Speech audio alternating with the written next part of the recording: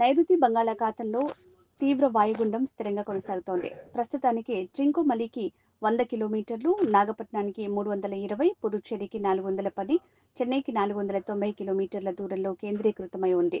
రానున్న 12 గంటల్లో శ్రీలంక తీరాన్ని దాటి తుఫానుగా మారే అవకాశం ఉన్నట్లు వాతావరణ శాఖ తెలిపింది. ఆ తర్వాత ఇది ఉత్తర వాయువ్య దిశగా పయనించనుంది. శనివారం ఉదయం ఉత్తర తమిళనాడు, పుదుచ్చేరి తీరాల వెంట కారైకాల్, మహాబలిపురం మధ్య తీవ్ర వాయుగుండంగా తీరం దాటే అవకాశం ఉంది. దీని ప్రభావంతో రానున్న 3 రోజులు దక్షిణ కోస్తాంధ్రలో అక్కడక్కడ భారీ వర్షాలు కురిసే అవకాశం ఉంది. రాయలసీమలో శుక్ర, శనివారాల్లో అక్కడక్కడ భారీ వర్షాలు కురిసే అవకాశం ఉంది. మిగిలిన చోట్ల విస్తారంగా తేలికపాటి నుంచి మోస్తరు వర్షాలు పడే అవకాశం ఉంది.